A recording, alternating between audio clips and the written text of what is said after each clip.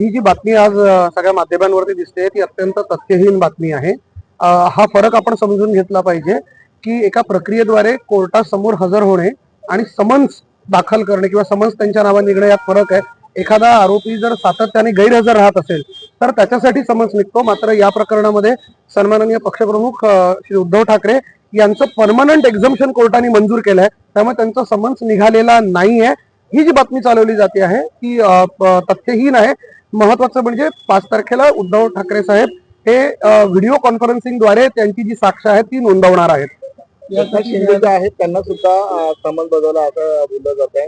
6 तारखेला त्यांना कल्याण न्यायालयामध्ये बोलवलं आहे। बघा, यातल्या कुठल्याच आरोपीला, जी माझी माहिती आहे, यातल्या कुठल्याच आरोपीला समन्स बजावण्यात आलेले नाहीयेत। समन्सची प्रक्रिया ही गैरहजर वारंवार राहणाऱ्या आरोपींसाठी असते। यापैकी सगळे जे आरोपी आहेत त्या सगळ्यांना कोर्टाने एक्झम्पशन दिलेलं आहे। इथे हजर राहण्यापासून त्यांना माफी दिलेली आहे, त्यामुळे त्यांना समन्स निघण्याचा प्रश्नच येत नाही। हे म्हणणं आपलं मात्र बरोबर आहे की दिनांक 6 तारखेला इतर जे आरोपी आहेत त्यांना कोर्टासमोर त्यांची साक्ष नोंदवायची आहे। कलम 313 सीआरपीसीचं, कारण की ही जुनी केस असल्यामुळे सीआरपीसी नुसार चालते आहे, त्यामुळे कलम 313 नुसार त्यांचं म्हणणं 6 तारखेला नोंदवलं जाईल। एकनाथ शिंदे यांना सुद्धा याबाबत न्यायालयामध्ये काय अर्ज दाखल केलाय का? कशा संदर्भात?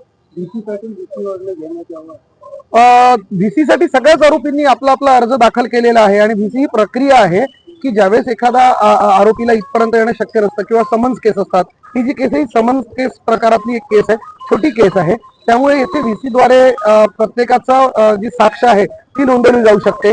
यापूर्वी ज्यावेळेस चार्जेस फ्रेम करायचे होते त्यावेळेस देखील बाकीचे जे सगळे आरोपी आहेत त्यांनी व्हीसीद्वारेच आपली जी चार्जेस आहेत ते फ्रेम करून घेतलेले आहेत। त्यामुळे आता उद्धव साहेबांनी इथे येणं किंवा इतर कुठल्या आरोपींनी इथे येणं हे तितकंसं खरं नाहीये आणि उद्धव साहेब 5 तारखेला येत नाहीये। व्हिडिओ कॉन्फरन्सिंगद्वारे उद्धव साहेबांचं 313 रेकॉर्ड केलं जाईल। काय केस होती?